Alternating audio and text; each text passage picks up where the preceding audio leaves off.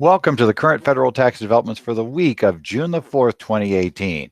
Current federal tax developments are brought to you this week, as always, by Kaplan Professional Education and by your state society of CPAs.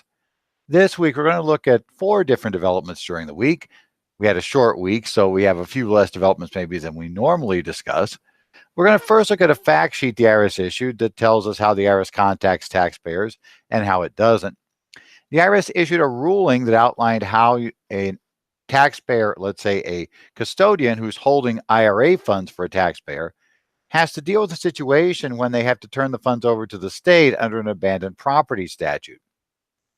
In the third development, we're going to take a look at a case where a taxpayer was found to be a statutory employee, and because of that was able to claim deductions above the line, an issue that will become even more important for us this year due to the changes made in the Tax Cuts and Jobs Act. And finally, we're going to discuss the IRS's proposed regulations that would expand the number of taxpayers who have to file all of their information returns via electronic means rather than being able to file some on paper. Well, let's start out this week and take a look first at the IRS's special fact sheet they issued on contacting taxpayers.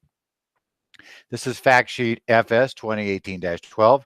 It was issued on May the 31st of 2018. And it starts out by listing ways that the IRS will contact taxpayers. Now, it tells us things like, the IRS will normally contact taxpayers, by phone, or, they won't normally contact them by phone or visit the taxpayer's home, at least not as initial contact. But there are some cases, for instance, if a taxpayer has an overdue tax bill, to secure a delinquent tax return or delinquent employment tax payment, or to tour a business as part of an exam. They note that even in those cases, normally a taxpayer will get a letter ahead of time.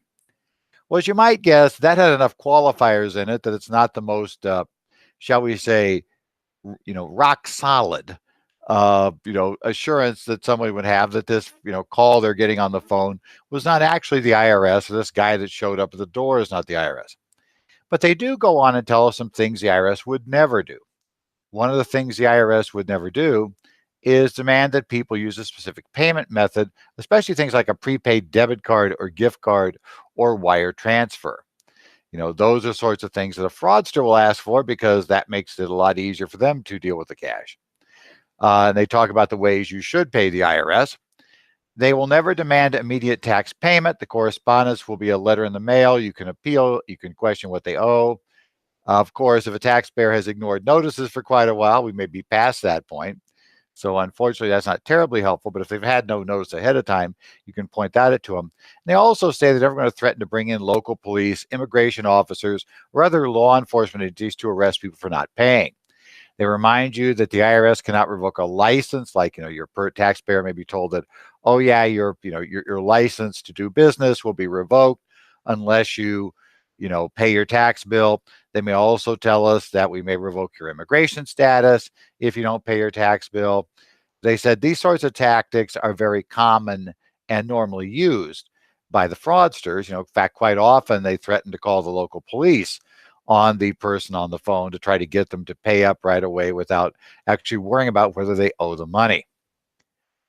Okay.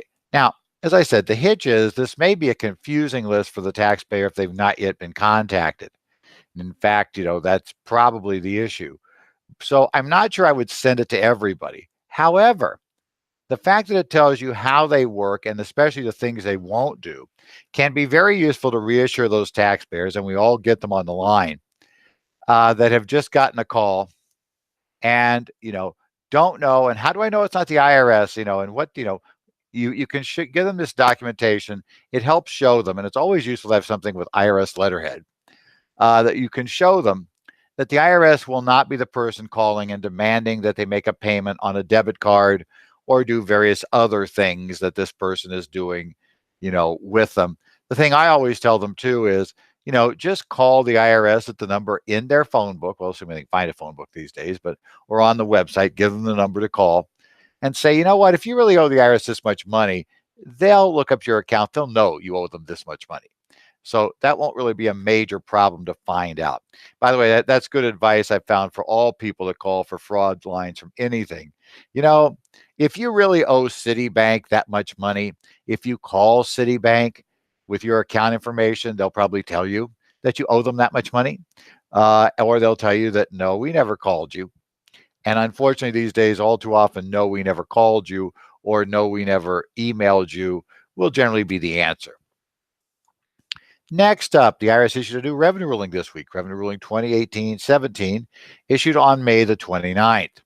This revenue ruling deals with state abandoned property statutes. Most states have a statute that says, essentially, if you're holding funds or certain other property that for someone else, and that someone else essentially becomes lost or doesn't contact you for a certain period of time, that's deemed to be abandoned property. And you can't just keep the abandoned property. You rather are supposed to turn that property over to the state agency that handles abandoned property. In many states, it's a revenue department or something associated with the revenue department that will handle the abandoned property accounts. Now, the hitch becomes, what if that property is an IRA account and you're an IRA custodian? Well, this also has an impact, to be totally honest, on the person whose property has been abandoned, and not just in the case that, well, it's being turned over to the state, because that normally, if you go through the proper mechanism, you can recover. What the states know is a lot of people never go through that mechanism, so they make some decent money off abandoned property.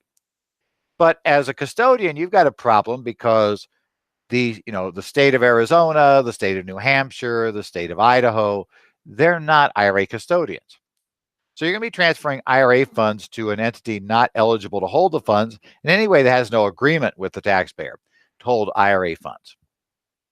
So the catch is, that's a distribution, isn't it? The IRS, therefore, came up with this ruling. Because if it's a distribution, don't we have to worry about the withholding election? And secondly, don't we need to issue a 1099-R to the person whose account it is? By the way, which is probably going to be sent to an address that's going to come back to us, because that's the reason why we still have it as abandoned property, because we've never been able to contact them due to the fact that, we don't have we don't have the proper address. Well, what the IRS rules in this case is interesting enough.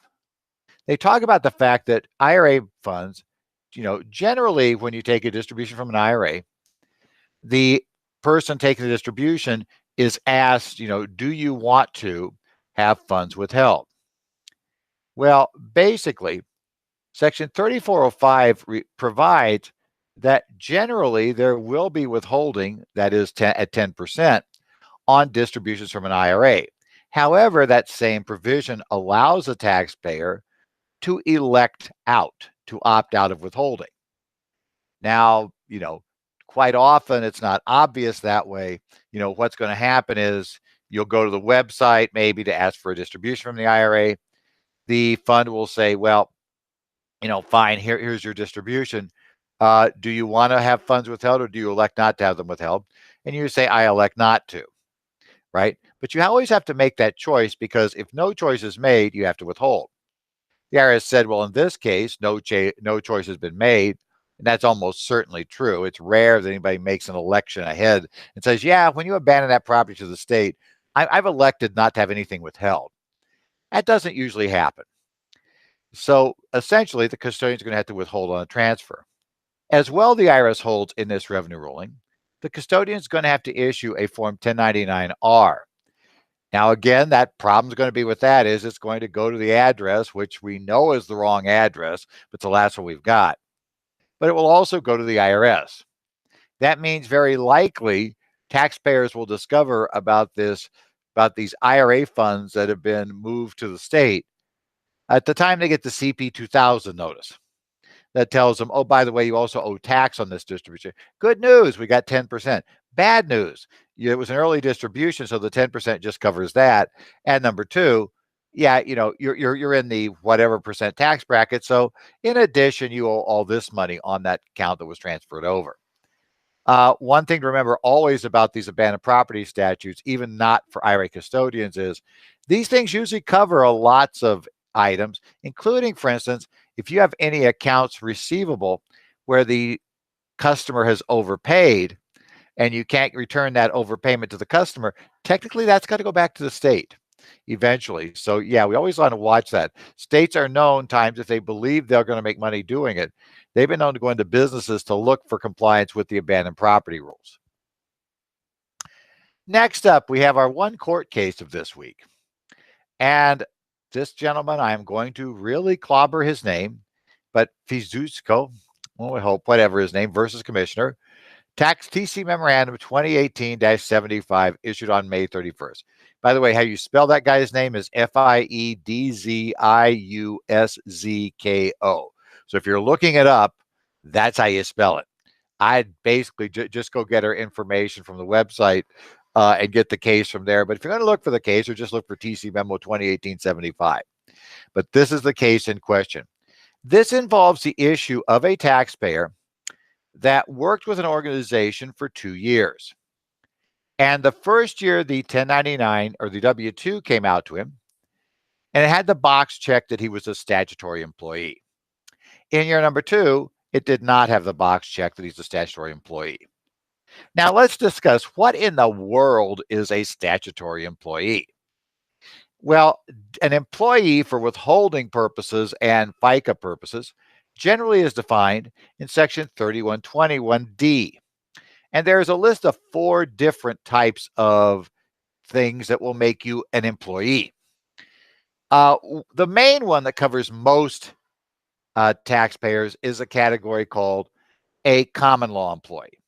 If you're a common law employee, you're an employee. But there's also this category at D3 called a statutory employee. Now, a statutory employee has to meet essentially 3 criterions, okay? First, simple criterion. You cannot be a common law employee. So effectively, you cannot be a common law employee. So bottom line, that's your first starting. We're not a common law employee. Number 2, you have to be in one of 4 categories. You have to be an agent driver or commission driver if for specific products. You have to be a full-time life insurance salesman. You have to be a home worker performing certain work, or you have to be a traveling or city salesman who also meets certain criteria. Okay. Finally, you got to meet a criteria found at the end of Section 3121. D, that says the contract of service contemplates substantially all the services are to be performed personally by the individual, except an individual shall not be included in the term employee under the provisions of this paragraph if an individual has substantial investment in facilities and in connection with performance of such services other than in facilities for transportation, or if these services are in the nature of a single transaction, not part of a continuing relationship with the person for whom the services are performed. So if you meet all that criteria, you will get a W-2, but you're in this odd category called a statutory employee. Why is that important? Well, Revenue Ruling 90-93, the IRS noted that a statutory employee by definition is not a common law employee. Why is that important?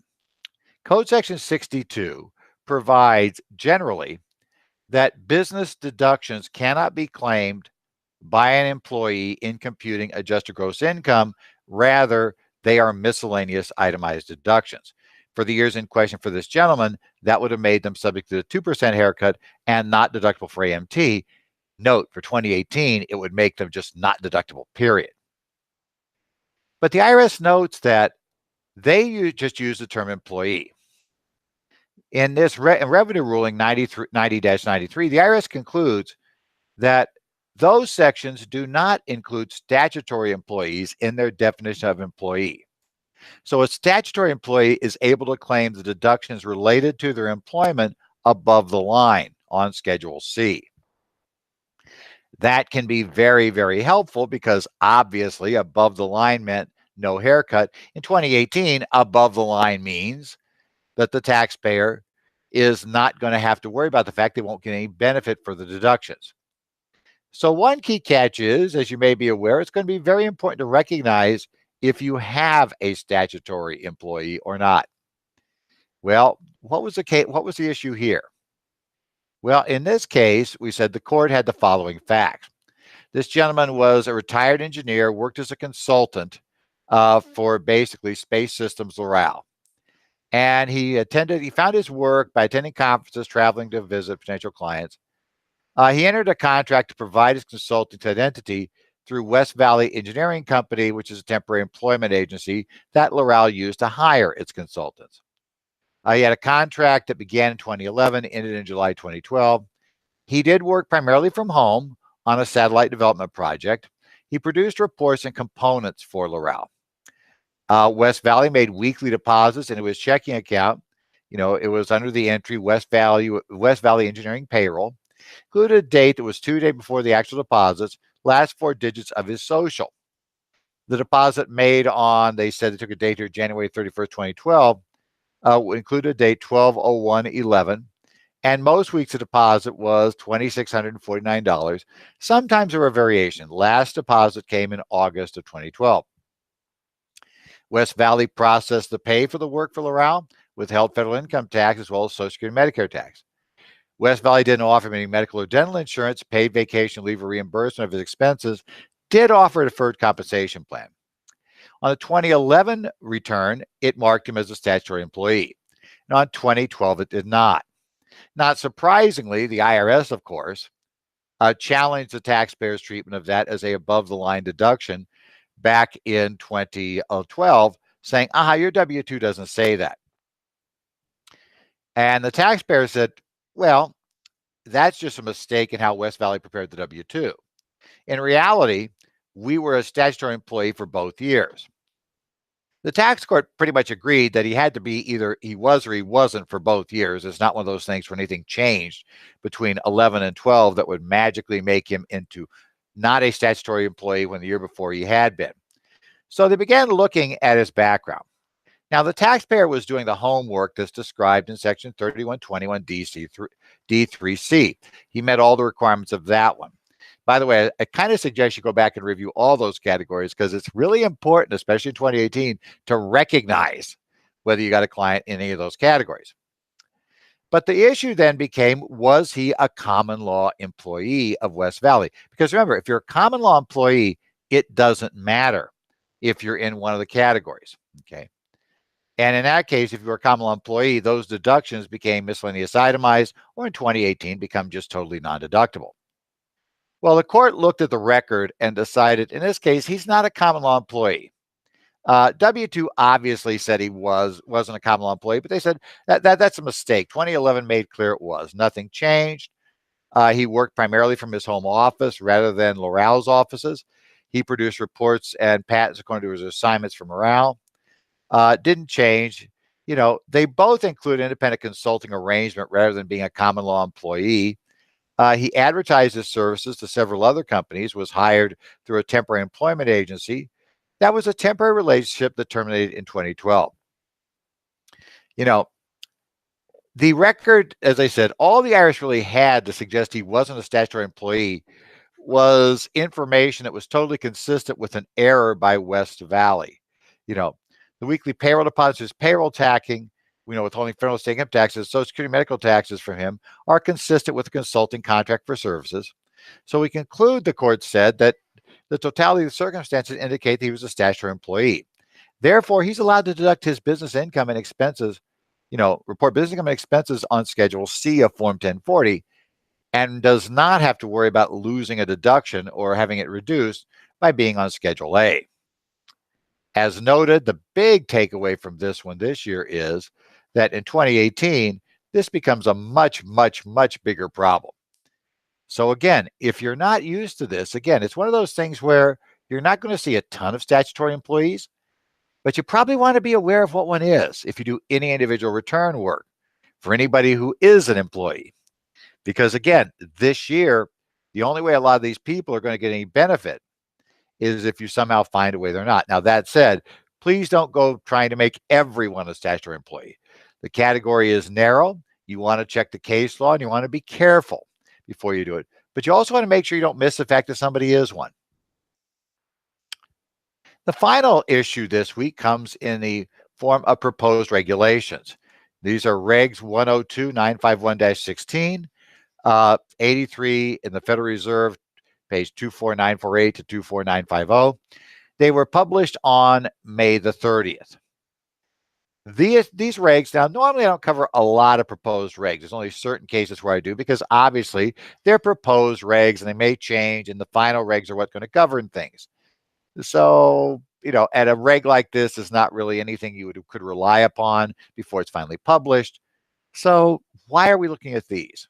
Well, we're looking at these because of the proposed effective date means that you probably better start at least preparing to have to comply with them, because the next time you file information returns, most likely these regs or something very close to them are going to be in place. These regulations would change the requirement for electronically filing information returns. Under current law, you count each separate type of information return. You look at the number of forms you file.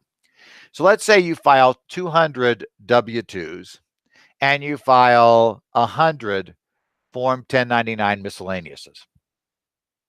Well, the current law says you have to file more, if you have to electronically file, if you file more than 250 returns. But you treat each category separately. There's no aggregation of categories. Under the new regulations, we would aggregate before we did the 250 test. So under the old law, 200 W-2s, no need to e-file W-2s. 100 1099 miscellaneouses, no need to file 1099 miscellaneouses. Let's even say they file 2 1099 interest forms. No need to file those either. They're below 250. Now we come to the current law. Under the proposed regs, we would add them together and decide if we can go over 250.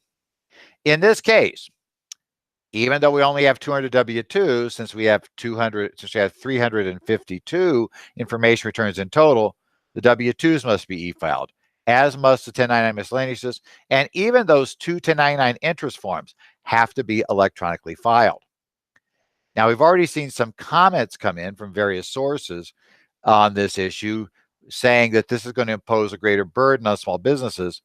As one accountant has pointed out that I saw post on the Arizona Society listserv, a lot of taxpayers, they may be electronically filing W-2s. They use a payroll service for that, but they've always filed their own 1099s because they only do, maybe they file, and this is true of a lot of small clients. You may have 300 employees, but you might only issue 5 1099 miscellaneouses. You issue them to the attorney, you issue them to whoever you pay rent to. You might pay a 1099 interest because you have a loan. You have amounts that you borrowed from the officer, so you have to issue a 1099 int, that one. So, we have all the W-2s taken care of by Paychex, ADP, whoever, but we don't really have anybody who's taking care of the 1099s. We're doing it. Now those businesses will have to go out and find somebody to file those handful of 1099s because they have more than enough W-2s as well. The Paychex and ADPs of the world, well, assuming they would consider paper filing, which they probably never would. But if they were going to try to paper file, payroll service wanted to paper file, they would have to confirm that the customer is not actually having to file 1099s that will be enough to push them over the 250 limit. Obviously, the IRS's point in this is to save them money and get to a common processing system. Originally, the IRS justified counting each one separately, saying that was done intentionally to reduce the amount of cost and complexity that might be involved as companies transition to this. The IRS apparently has now decided that computers have become ubiquitous. People have these things, they're doing everything. A whole lot of people are voluntarily filing these forms electronically. So the IRS has decided it would not be a significant burden to have to require every business to file all such forms electronically. Now, here's the caveat. If you have examples of clients, or if your business is one, where it's going to be a major problem because you have to try to e-file these few 1099s you have to file, or maybe a few W-2s. I don't know what your issue is, but there's something you have to e-file. You might want to send comments in during the comment period that's now open. You can send those comments in on this reg. You can find it on the Federal Register, tell you where to send those comments to. You probably want to go ahead and get that in and try to become issue comments to at least suggest certain things. Like one comment suggested by that poster on the Arizona listserv was, maybe we should have separate rules. W-2 should be a separate category from 1099s because of the differences in the two. That is, if you only go over 250 because of W-2s, then maybe you can continue filing your 1099s paper. Or maybe, let's say, if you file less than 100 1099s, they could still be paper even if you had more than 250 W-2s. Don't know if the IRS would take up that suggestion, but, those are sort of things you send in as suggestions. The big reason why people panic on this one is it would take effect for returns required. Basically, what it says, it would take effect as soon as it is published in the Federal Register, but it would not apply to any information returns required to be filed. Notice it says, I should say information returns actually filed before January 1st of 2019. That means, of course, since you're going to file 2018 1099s on or after January 1st of 2019, your 2018 information returns will all be covered by this rule. So if you have a client or your own business where you're sitting close, we're looking at 250 where we could add them all up, we go over 250, start realizing that you're going to have to file them all. And if you're one of those businesses that had more than 250 employees, but you don't do many 1099s, you better start figuring out how you're going to get the 1099s filed this year, because those will need to be done electronically. You will not be able to continue to do paper versions of, let's say, that one 1099 interest to the owner for the loan and the 1099 miscellaneous to the attorney for the legal services. You're going to have to electronically file both of those, at least if these regs go through without changes. As I said, this is a time, how we pay the bills here is by doing courses and having you guys come up, and arrive for courses at the state societies. My primary work is at state societies or for in-house courses that are most often booked by state societies. So, I want you to take a look at what we've got available there for you to sign up for. Just this past week, I had a wonderful time with 2 straight days of talking about qualified business income, the old Section 199 Cap A, and other business changes as part of the Tax Cuts and Jobs Act. Had one day here in Phoenix, did immediately the next day in Albuquerque. Those are the sort of courses that you're going to find in your state society catalogs right now. Those are sort of things as well. If you want us to present that information in your firm, we're available to do that too. But go ahead and be sure to try to take a look at what's offered in those live options that your state society has for you. And if you want to see somebody come in and talk to your firm, most often you can contact your state society and they can help arrange to get us into your offices in order to present for you and get you up to speed for your firm or your business to deal with what may be important for you. So make sure you check that out. This has been the Current Federal Tax Developments for the week of June the 4th. You can catch our updates at the website, currentfederaltaxdevelopments.com. You can also send any questions or comments to me, edzollers at currentfederaltaxdevelopments.com. You can follow my Twitter account on Twitter at edzollers. And I also post to discussions on the Reddit subreddit at www.reddit.com/r/taxpros.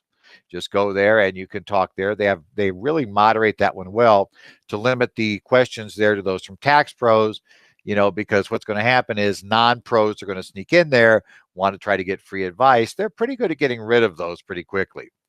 And again, look forward to seeing you all next week. We'll talk about what comes up in the following week in the area of federal taxes.